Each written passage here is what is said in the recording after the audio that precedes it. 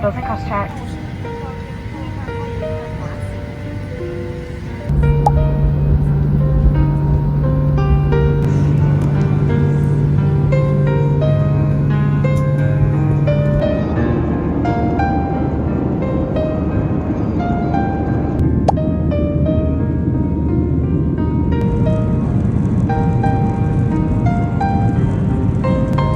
Welcome to Adelaide with the local time. So it's gone 10 minutes past 6 in the evening and we'll be getting you to the gate very shortly. Welcome to Australia! Hi guys! Welcome to Adelaide! So this is my new home and hopefully makasunod agad si Ren sa akin in a month or two.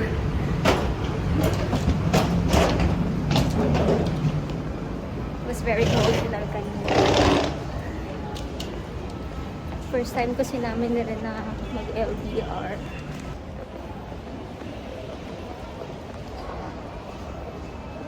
I need to get my luggage.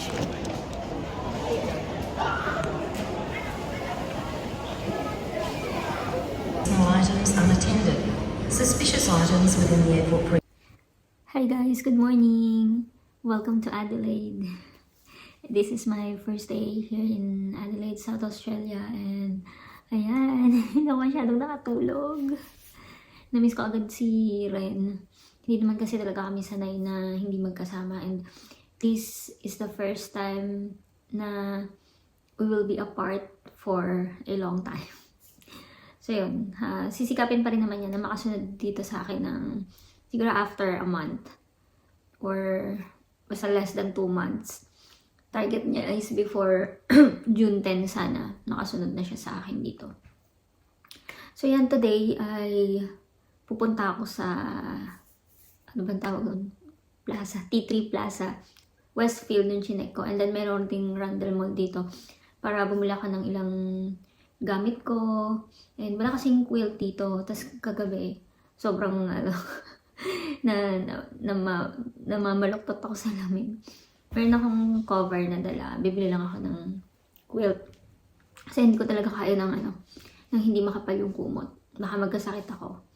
Tsaka bili rin ako ng mga hanger. And stock ng food. So, yun lang naman ang agenda ko.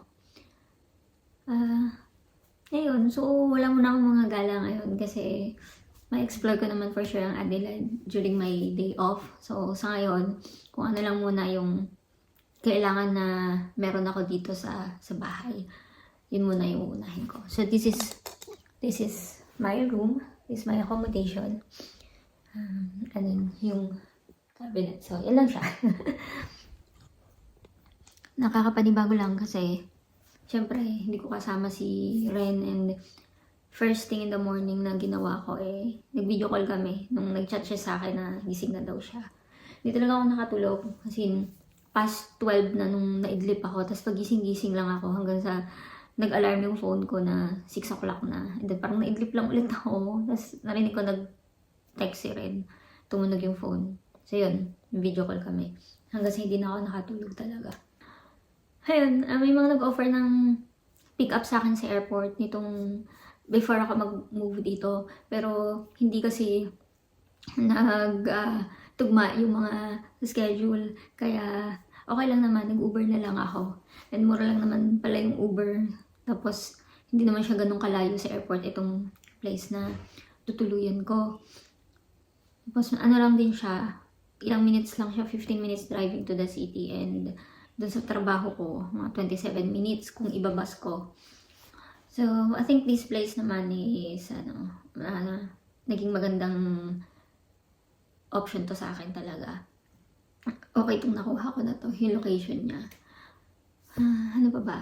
So, yun lang guys. Update lang, update. Sa mga susunod na vlogs ko na siguro, sasagutin yung mga nagtatanong sa akin kung bakit ako lumipat dito sa Adelaide, yung main reason bakit kami magre-relocate dito. Hi guys, nandito ako sa city. Sumakay lang ako ng bus. Nakita ko papuntang city, so sumakay ako. Tinap ko muna yung debit card ko. Tapos bumaba ako dito palapit sa may Botanic Garden. So ngayon, gahanap ako na mabibilhan ko ng Metro card. Kasi yung pinuntahan ko kanina malapit sa bahay. Nakalagay open, pagdating ko doon close. So nasa na yung hinahanap ko na convenience store. Doon ako bibili ng Metro card.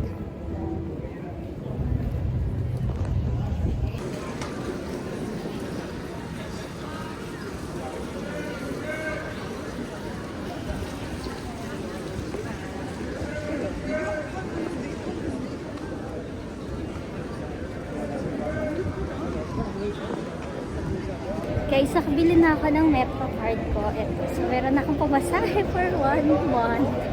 Only pass for 28 days. Pasok tayo dito. Adelaide Central Plaza.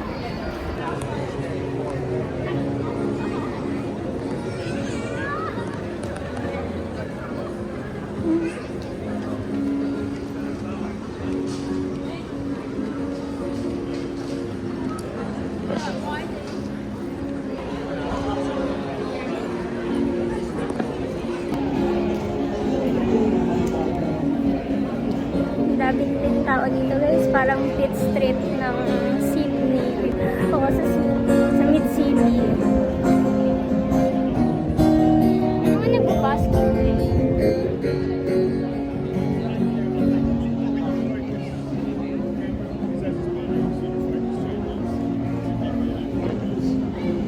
plano ko talaga, pupunta ako ng Westfield. Pero iba yung bus na nasakyan ko. Nasakyan ko yung going to city, ibang way. Pero okay lang, sa city naman ako napadpad, hindi sa ibang lugar.